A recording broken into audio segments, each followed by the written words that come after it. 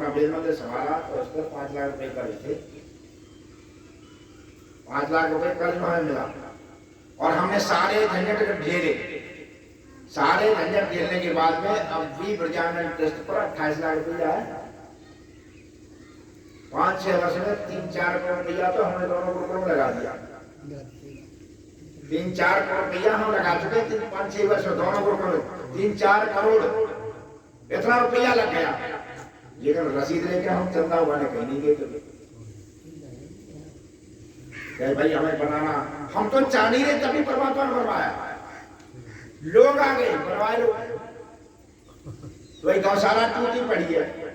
मैंने कहा फिर मैं क्या करूं, गाय तो पा रही, तो कहना क्या चाहते हो, आपका आदेश हो तो मैं गौशाला बना दूं। हमें आदेश का जरूर बना दो, टहलने वाली आदेश आ रही गौशाला बना दी। सारा विपक्का हो गया। यज्ञ की बात कर रहा हूं कि इन चीजों में हमने यज्ञ किया। अंतर्राष्ट्रीय सम्मेलन के बाद आचार्य जी पहले साल ये किया तो हमें 1,80,000 घाटा हुआ, पहले नहीं मिला।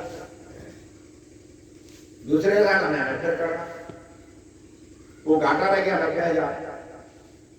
बालक बोले ऐसे घाटे में कब तक करते रहोगे, मगर यज्ञ की घाटे होते हैं। तीसरे साल शर्मा जी आए और स्वामी रामदेव जी आ गए। स्वामी जी वृंदावन आए तो बोला आपने यहाँ आना है। मैंने कहा मैं नहीं आ पाऊंगा, हमारे कार्यक्रम चलना। वो आ गए, आगे कार्यक्रम में आकर के करते, तो स्वामी ने कहा मैं आ जाऊँ। मैंने आ जाओ। वो यज्ञ में सम्मिलित हुए, बोले आप ही टेंट लगा कर ये करके सारा बढ़िया बनवा लो। मैं 8 कुंटल की 8-10 कुंटल सामग्री लगाता। बोले तो 20 दिन टेंट में बैठे रहते हो, बढ़िया ये सारा हमारा 8-8 कुंटल घी लगा देते हो। मैंने हंसकर कहा हमारे महाराज मकान नहीं देखता हूँ, भगवान देखता हूँ। मकान नहीं देखता हूँ, भगवान देखता हूँ। हाँ तो 20 लाख ये सारा छलांग पर बीते, हमें करो फायदा क्या है उतना हमें करो ना जाते, मुझे फायदा चाहिए।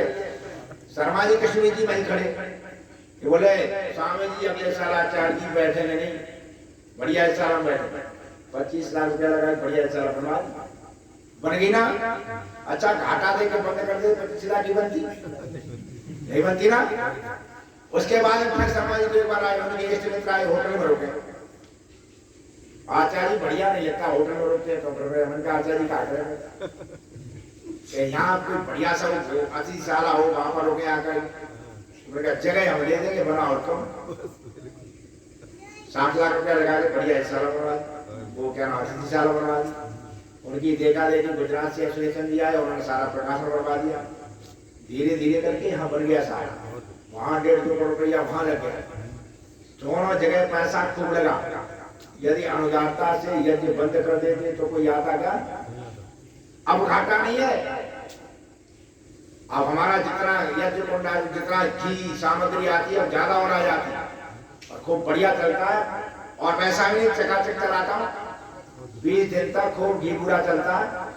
शक्कर मंगाता हूँ, शक्कर चलती, खूब शक्कर चलती, घी पूरा खूब चलाते। आओ भाई, अच्छे कार्य करने वालों को तो घी शक्कर मिलनी चाहिए, है ना। जो अच्छे काम नहीं करते, यज्ञ नहीं करते, शराब पी के बढ़ते रहे।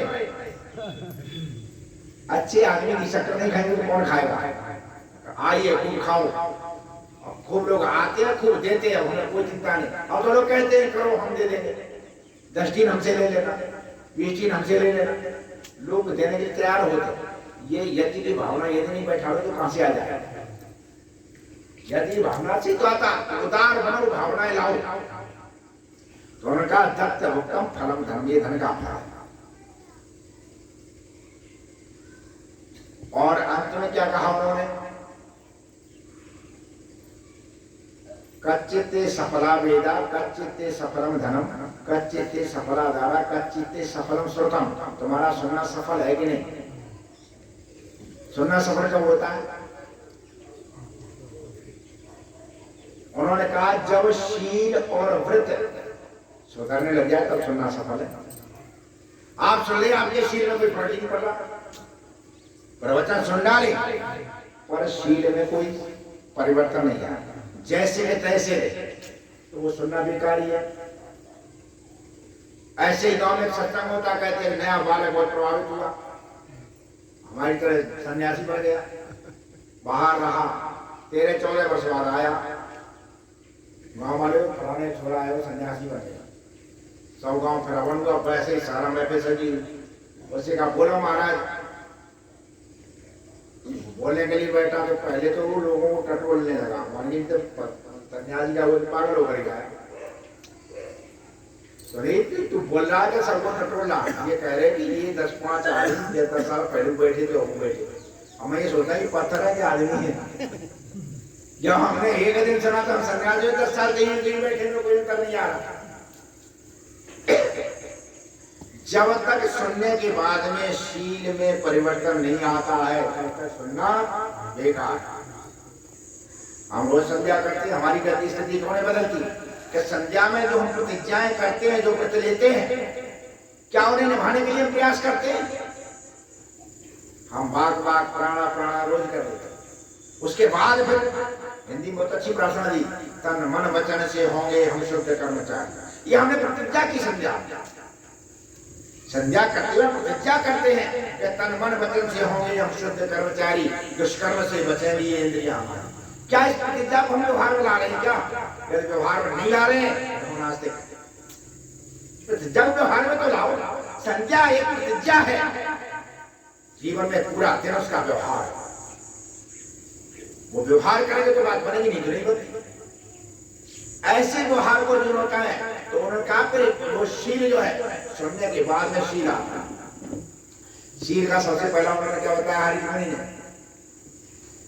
शील का सबसे बड़ा पहला लक्षण अपने बालकों में देखना, अपने घर में देखना। यदि ये लक्षण है तो घर में सुशीलता आ रही है, ये लक्षण नहीं तो नहीं है। आर्य मुनि ने सबसे पहले शील का लक्षण क्या बताया कि जो शीलवान आदमी होता है वो ब्राह्मण्य होता है। कैसा होता है? ब्राह्मण्य। ब्राह्मण्य जानते किसे कहते हैं ना? ज्ञान के प्रति अगाध श्रद्धा। यदि बच्चे सत्संग प्रिय नहीं है, यदि बच्चे विद्या प्रिय नहीं है, ये समझ लेना। यदि बच्चे ईश्वर भक्त नहीं है, ये समझ लेना कि सुशीलता नहीं है। ब्राह्मणता आनी चाहिए, ज्ञान प्रिय होना चाहिए। बड़ी प्रसन्नता की कर्ण मर गया है ना, कर्ण मार दिया तो भीम आदि बड़े खुश हो गए, चलो दुश्मन तो मारा गया।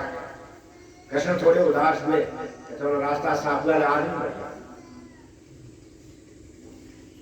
कर्ण आदमी गड़बड़ नहीं था, कर्ण चरित्रवान आदमी, बड़ी आदमी था, लेकिन एक गलती कर बैठा, एक गलती कर बैठा। बढ़िया आदमी वचन का पक्का होता है, सत्यता प्रिय होता है। दुर्योधन ने उस पर, दुर्योधन का उसने एहसान दिया, अपना जीवन दे दिया। अच्छे आदमी को कभी बुरे आदमी का एहसान नहीं लेना चाहिए, चाहे मर जाओ। यदि बुरे आदमी का एहसान अच्छे ने ले लिया तो उसे मरना पड़ेगा। कभी भी कितने भी हो, गलत आदमी है और कितना ही काम आता उसका एहसान मत लो। क्यों? तुम अच्छे आदमी हो, तुमने एहसान ले लिया वो तुम्हारा भरपूर प्रयोग करेगा और इतना प्रयोग करेगा कि तुम्हारा नाश ही कर देगा। हुआ कर्ण के साथ, आदमी बहुत बढ़िया, नाश क्यों हो गया? दुर्योधन के संग लग गया। दुर्योधन के संग क्यों लग गया? आदमी कितना बढ़िया कर्ण था, आदमी इतना बढ़िया था, इतना बढ़िया था। जब कृष्ण ने कहा कि भाई नाश उपस्थित है पर एक तरह से बच सकता है, एक तरह बच सकता है, तू यदि दुर्योधन का साथ छोड़।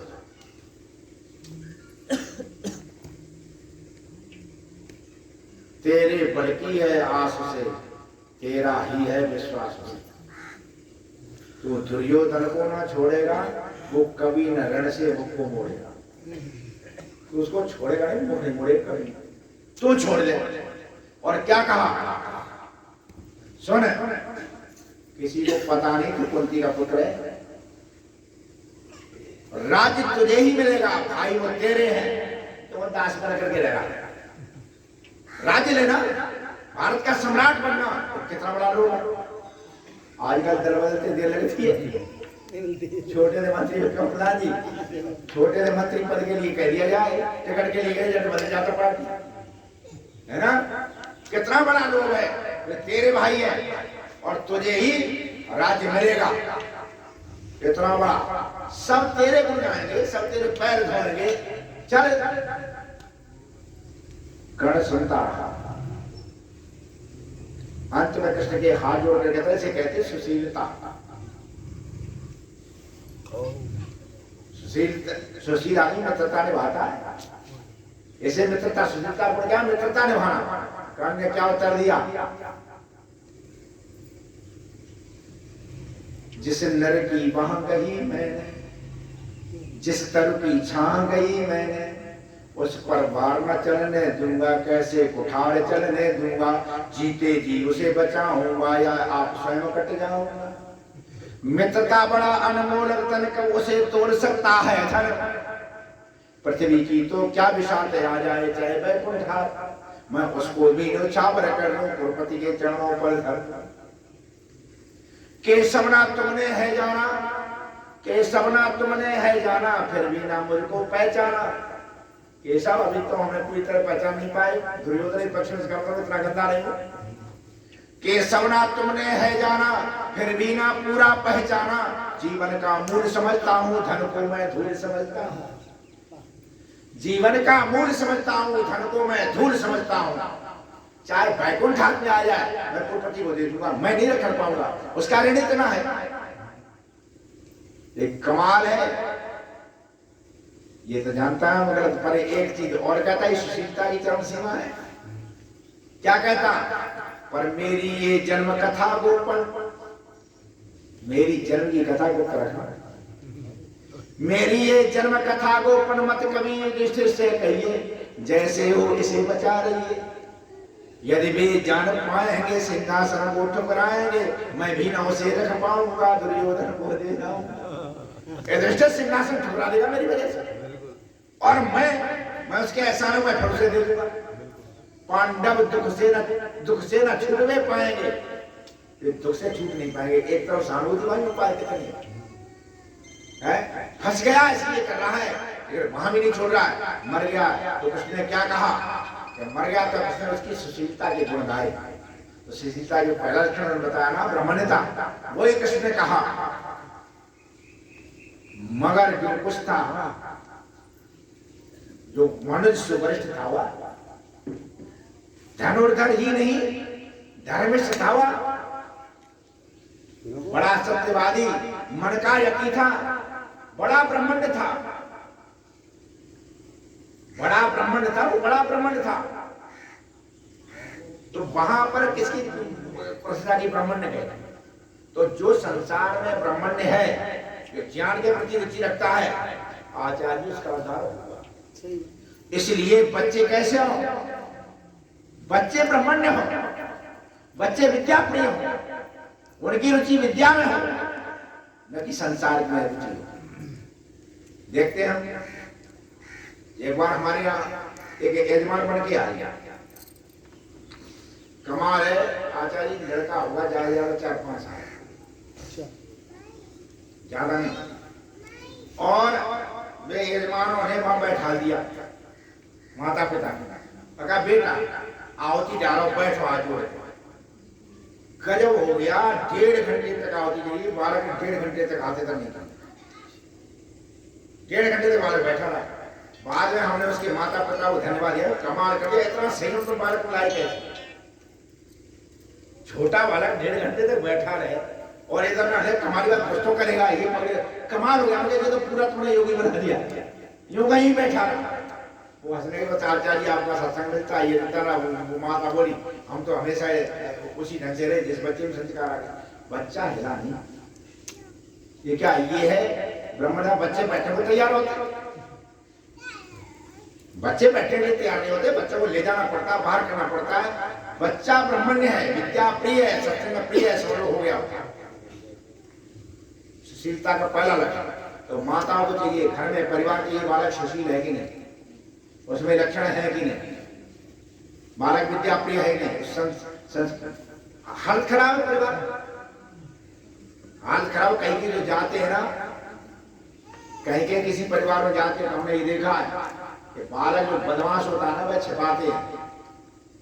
हमने कैसे नहीं चाय ले जाई तरफ छिपाले आचार्य जी आए पता नहीं क्या कह रहे हैं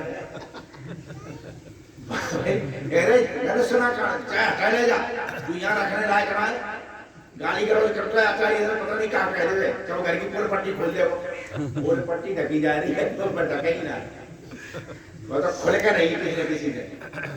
तो हमेशा ये ध्यान रखो घर में बच्चे आगे आते वो आते हैं तो माताओं के बाद में फिर उनका नंबर आता है पिता का सबसे पहले माँ। तो जीना है करना है जीवन का सबसे बड़ा पुण्य है सबसे बड़ा जो है जीवन की तपस्या वो क्या है बच्चों का निर्माण करना। और बच्चे का निर्माण तब तक नहीं होगा ये ध्यान रखना जब तक माताएं स्वयं तपस्या करती नहीं और तपस्या और बच्चों को तपस्वी बनाने नहीं कि अपने आप तपस्वी अपने आप समय पर उठे। हमें अभी आहुति दिलवाई गई प्रजापति की आहुति प्रजापति की आहुति मौन आहुति है बोले प्रधान जी प्रजापति की आहुति मौन आहुति है। अच्छा प्रजापति स्वाप बोलते हैं कोई धरती थोड़ी पड़ जाएगी जब समंत्र बोलिए मंत्रों से ये मौन आहुति किस लिए है ये मौन आहुति इसलिए है प्रजा तुम्हारी संतान है और उसके पालन वाले पति तुम हो।